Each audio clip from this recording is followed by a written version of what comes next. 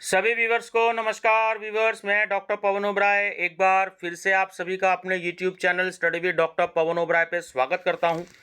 तो व्यूवर्स, आज की वीडियो में डिस्कस करेंगे हम चौधरी चरण सिंह यूनिवर्सिटी मेरठ का जो भी स्टूडेंट्स सोशियोलॉजी ले रहे हैं एमए में सेकेंड ईयर में प्राइवेट। ये ध्यान रखिएगा, जो प्राइवेट है केवल एमए सभी सब्जेक्ट्स में और एमकॉम प्राइवेट, ठीक है। ये सब एमसीक्यू सीरीज में होता है सीसस यूनिवर्सिटी मेरठ में। और अब क्योंकि लास्ट ईयर से माँ शाकुंभरी देवी यूनिवर्सिटी सहारनपुर भी जो है वो बन गई है, तो वो भी एग्ज़ाम करवा रही है, तो वो भी शायद एमसीक्यू सीरीज में ही करवाएगी।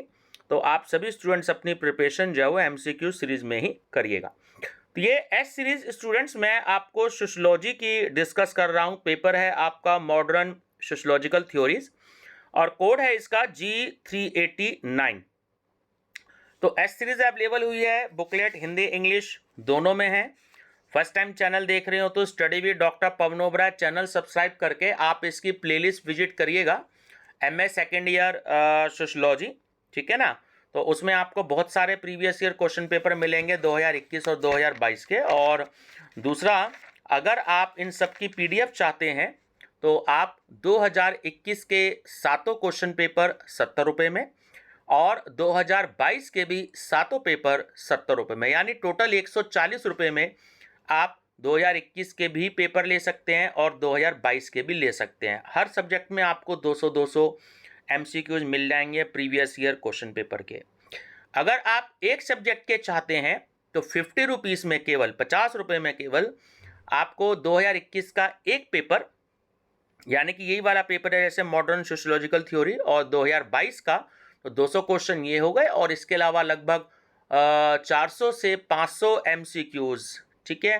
तो वो आपको जो है केवल 50 रुपये में मिल जाएंगे, यानी लगभग 700 एमसीक्यूज आपको केवल 50 रुपये में मिल जाएंगे, ठीक है व्यूवर्स। तो चलिए थोड़ा सा मैं 20-25 क्वेश्चन आपसे डिस्कस करूंगा इसके कि 2022 में कैसे आए थे, क्योंकि बुकलेट एक्चुअली बहुत ज़्यादा हैं और समय मेरे पास कम है थोड़ा सा, तो इसलिए मैं आपको लगभग 25 के आसपास एमसीक्यूज बताऊंगा कि कैसे एमसीक्यूज 2022 में आए थे। संरचनावाद का उदय कहाँ हुआ था?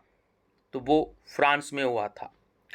गिडेन्स ने संरचनाकरण का प्रमुख केंद्र माना है, तो वो माना है सामाजिक व्यवहार को, ठीक है, सामाजिक व्यवहार को। गिडेन्स ने क्रिया के लिए निम्न शब्द का प्रयोग किया है, एजेंसी शब्द का प्रयोग किया है। संरचना का प्रचलित यानी कि जो प्रसिद्ध स्वरूप है, तो देखिए तीनों है, विस्तृत संरचनावाद भी है, सूक्ष्म संरचनावाद भी है और मनोव्यवहारवादी संरचनावाद भी है। तो इसमें डी ऑप्शन राइट है, उपयुक्त सभी।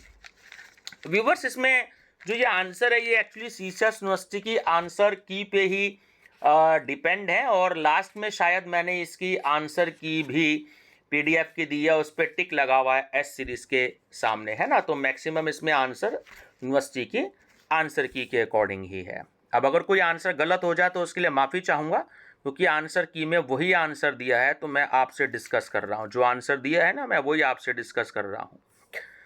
नेक्स्ट है कि सामाजिक संरचना का प्रमुख स्तर क्या है? तो तीनों ऑप्शन इसमें इंक्लूडेड हैं, यानी कि सामाजिक संबंधों का विस्तार, समूह अथवा संगठन का स्तर, और समुदाय अथवा समाज का स्तर, यानी कि डी ऑप्शन जो है वो इसका राइट आंसर है, उपयुक्त सभी।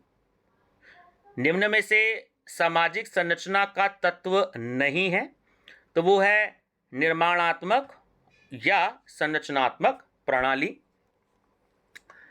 सामाजिक संरचना के अध्ययन का मुख्य स्वरूप है सामाजिक संगठन, ऑप्शन डी।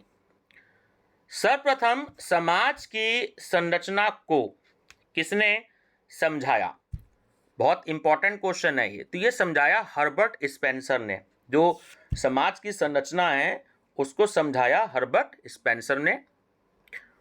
फोकॉल्ट ने अपने अध्ययन का आधार किसे माना है? तो वो माना है तीनों ऑप्शन इसमें शामिल किए गए हैं, वेबर की तर्क संगतता को भी और मार्क्स का आर्थिक निर्धारणवाद को भी, लेवी स्ट्रॉस का संरचनावाद, तो तीनों को शामिल किया गया है इसमें। तो डी ऑप्शन इसका राइट आंसर है, उपयुक्त सभी।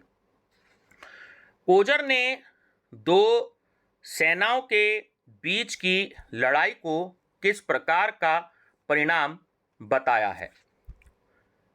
विघटनात्मक परिणाम। ऑप्शन सी नव प्रकार्यवाद से संबंधित है, तो एलेक्जेंडर शिम्टर और बान विस्नी, तो डी ऑप्शन इसका राइट आंसर है, उपयुक्त सभी। नव मार्क्सवाद से संबंधित है, तो देखिए हैबर मास भी है और अल्थ्यूजर भी है, तो सी ऑप्शन राइट है, ए तथा बी दोनों, ठीक है ना। तो काफ़ी सारे अच्छे क्वेश्चन हैं आपके पीजीटी, टीजीटी और एनटीए नेट से रिलेटेड भी काफ़ी सारे इंपॉर्टेंट क्वेश्चन हैं। समाजशास्त्रीय सिद्धांत वे वैज्ञानिक सिद्धांत है जिनका संबंध होता है, तो उनका संबंध सामाजिक घटना से भी होता है और घटना समूह से भी होता है, तो इसमें सी ऑप्शन राइट है, ए तथा बी दोनों सही है। कॉलिंस का पूरा नाम क्या है? देखिए कॉलिंस का पूरा नाम है रेंडल कॉलिंस, ठीक है, रेंडल कॉलिंस, बहुत इंपॉर्टेंट क्वेश्चन है। संरचना का निर्माण किसके माध्यम से होता है? तो सामाजिक क्रियाओं के माध्यम से होता है। गिडेंस के अनुसार तर्कमूलक चेतना क्या है? तो इसमें बी ऑप्शन राइट है कि क्रियाओं को शब्दों के रूप में प्रस्तुत करने की योग्यता। क्वेश्चन नंबर 17, गिडेंस ने क्रिया को किस से भिन्न किया है? तो उन्होंने इरादों से, कि आपके इंटेंशन क्या है, लक्ष्यों से और प्रयोजनों या उद्देश्यों से, तो डी इसका राइट आंसर है ना, सभी से। उत्तर आधुनिकता जीवन के किस क्षेत्र में पाई जाती है? तो कला में भी और नाटक में भी और कविता में भी, तो डी ऑप्शन इसका राइट आंसर है, उपयुक्त सभी। पियरे बार्डियू ने अपने सामाजिक अवधारणा व सिद्धांत में किस अवधारणा का प्रयोग किया है? तो हैबिट्स, क्षेत्र और संस्कृति, पूंजी, इन तीनों से, है ना, तो डी ऑप्शन इसका राइट ऑप्शन है, उपयुक्त सभी। एंथोनी गिडेंस की मुख्य रुचि रही है, तो पूंजीवाद में भी रही है और सामाजिक वर्ग में भी रही है और सामाजिक परिवर्तन में भी रही है, तो डी ऑप्शन इसका राइट ऑप्शन है, उपयुक्त सभी। क्वेश्चन नंबर 21, सत्ता संरचना में सदैव ही शासक व शासित के संबंध निहित होते हैं, ये किसका कथन है? तो ये कथन है डाहरेनडार्फ का। Class and class conflict in industrial society के लेखक कौन है? तो इसका आंसर भी है ऑप्शन नंबर बी, डाहरेनडार्फ। डाहरेनडार्फ का जन्म कहाँ हुआ था? बहुत इंपॉर्टेंट क्वेश्चन है, तो ये जर्मनी में हुआ था। क्वेश्चन नंबर 24, एलेक्जेंडर ने नव प्रकार्यवादी की कितनी प्रवृत्तियों का उल्लेख किया है? तो 5 का किया है। किस समाज शास्त्री को संघर्ष प्रकार्यवादी कहा जाता है? तो वो कोजर को कहा जाता है। तो ये व्यूअर्स 25 क्वेश्चन हैं, ये 2022 के मैंने आपसे डिस्कस किए हैं। और देखिए कोई भी स्टूडेंट्स कॉल मत कीजिएगा, मैंने सारी चीज़ें एक्सप्लेन कर दी हैं स्टार्टिंग में। नीचे जो डिस्क्रिप्शन बॉक्स में मोबाइल नंबर है, सिर्फ आप उस पर मैसेज कीजिएगा कि आपको किस तरीके से चाहिएगा। फ़ोन देखिए मैं बहुत कम रिसीव करता हूँ, कॉलेज में बिजी होने के कारण मैं ज़्यादा फ़ोन कॉल रिसीव नहीं करता।